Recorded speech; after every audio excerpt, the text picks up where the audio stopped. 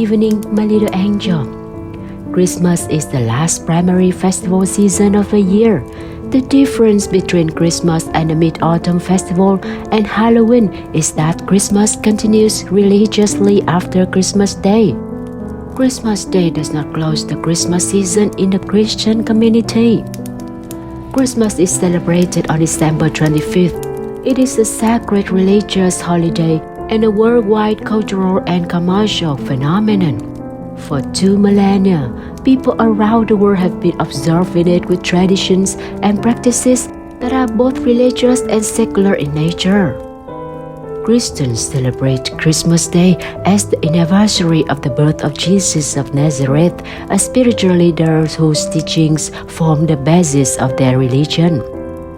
Popular customs included exchanging gifts, decorating Christmas trees, attending church, sharing meals with family and friends, and, of course, waiting for Santa Claus to arrive.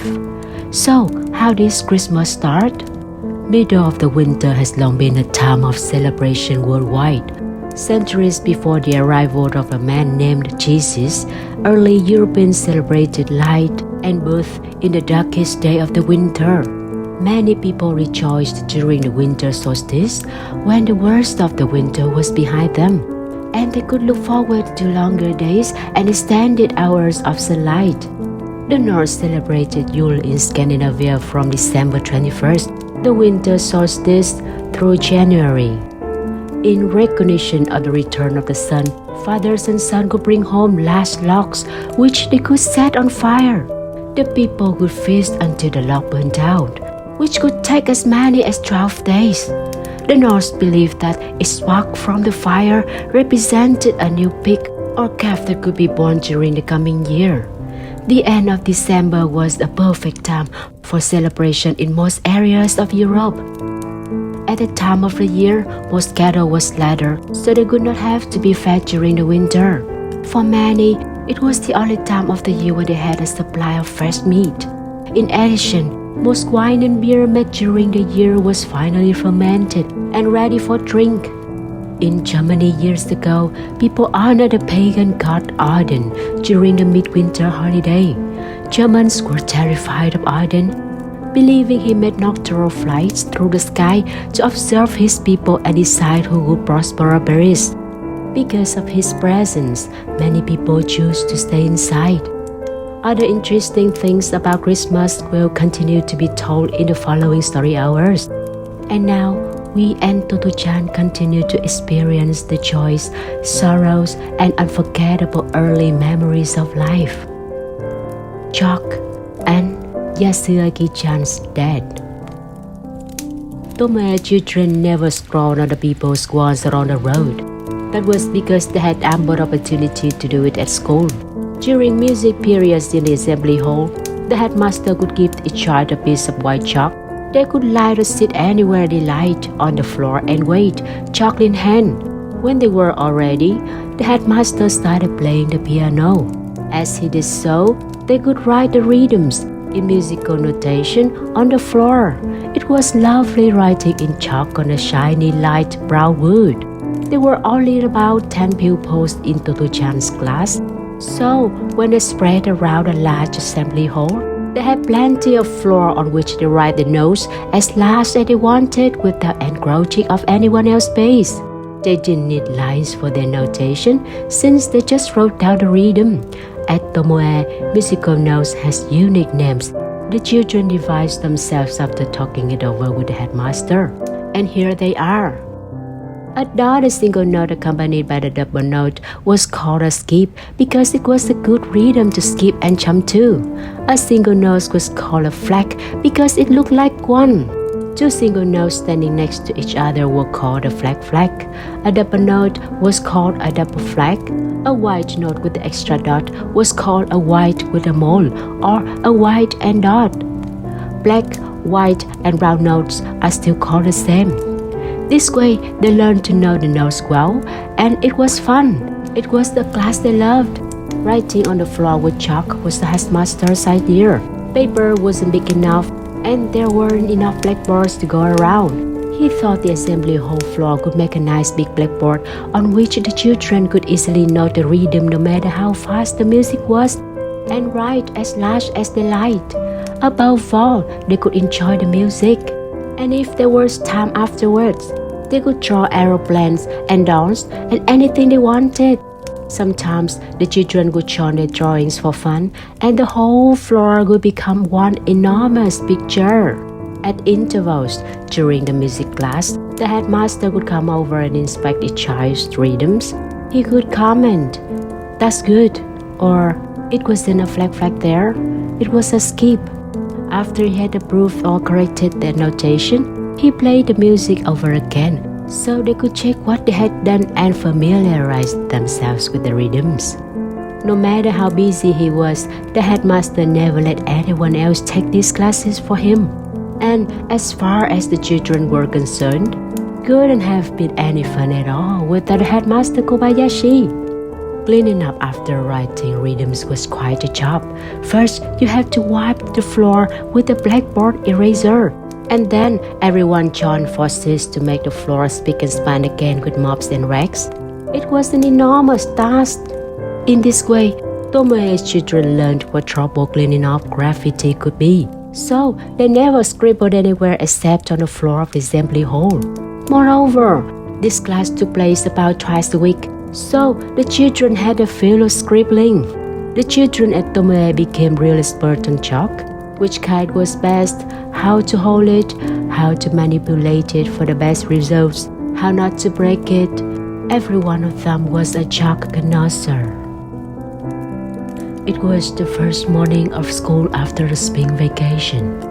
The headmaster Kobayashi stood in front of the children assembled on the school grounds, his hand in his pockets as usual, but he didn't say anything for some time. Then he took his hands out of his pockets and looked at the children. He looked as if he has been crying. "Yasuaki-chan's dead," he said slowly. "We're all going to his funeral today." Then he went on, "You're all like Yasuaki-chan, I know. It's a great shame. I feel terrible sad." He only got that far when his face became bright red and tears welled up in his eyes. The children were stunned and nobody said a word. They were all thinking about Yasuaki-chan. Never had such a sad quietness passed over the grounds of Tomoe before. "Imagine dying so soon," thought Totto-chan. "I haven't even finished Uncle Tom's cabin. Yasuaki-chan set it on to read and lend me before the vacation." She remembered how crooked his fingers had to look when she and Yasuaki-chan said goodbye before spring vacation, and he handed her the book. She recalled the first time she met him, when she had asked, "Why do you walk like that?"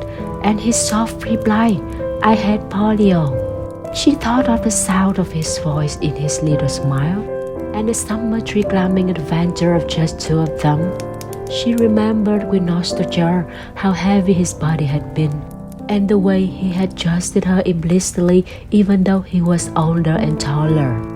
It was Yasuaki-chan who told her they had something in America called television. Totto-chan loved Yasuaki-chan. They had lunch, spent their breaks, and walked to the station together after school. She could miss him so much. Totto-chan realized that death meant Yasuaki-chan could never come to school anymore. It was like those baby chicks. When they died, no matter how she called them, they never moved again. Yasuaki-chan's funeral occurred at a church opposite Denanchefu from where he lived. The children walked there in silence from Chiyugaoka in single file. Totto-chan didn't look around her as she usually did, but kept her eyes on the ground the whole time. She realized now she felt differently from when the headmaster had told her the sad news. Her first reaction was disbelief, and then came sadness. But now, all she wanted was to see Yasuaki-chan alive just once more. She wanted to talk to him so much she could hardly bear it. The church was filled with white lilies. Yasuaki-chan's pretty mother, sister, and relatives were all dressed in black. were standing outside the church. When they saw Totto-chan, they cried even more, their white handkerchiefs in their hands. It was the first time Totto-chan had been to a funeral, and she realized how sad it was. Nobody talked, and the organ played soft hymn music. The sun was shining, and the church were full of light, but there was no happiness anywhere in it. A man with a black armband handed a single white flower to each of the Tomoe children and explained that they were to walk one after the other and place their flower in Yasuaki-chan's coffin. Yasuaki-chan lay in the coffin with his eyes closed, surrounded by flowers. Although he was dead, he looked as kind and clever as ever. Totto-chan knelt, placed her flower by his hand, and gently touched it, the beloved hand she had held so often. His hand was so much whiter than her grubby little hand, and his fingers so much longer, like a grown-up. By now, she whispered to Yasuaki-chan, "Maybe we'll meet again somewhere when we're much older, and maybe your polio will be killed by then." Then Totto-chan got up and looked at Yasuaki-chan once more. "Oh yes, I forgot," she said. "Uncle Tom's cabin. I shan't be able to return it to you now, shall I? I'll keep it for you until we meet next time." As she started walking away, she was sure she heard his voice behind her. "Totto-chan, we had a lot of fun together, didn't we? I'll never forget you. Never." When Totto-chan reached the entrance, she turned around. "I'll never forget you either," she said.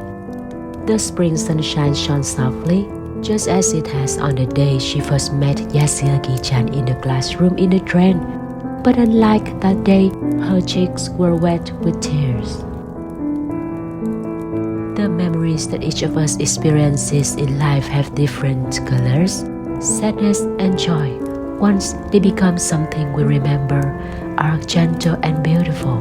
They pretty our souls and enrich the years we spend together. Today's story time is over. I wish my little love a good night's sleep. I kiss you long on your forehead. See you again next time.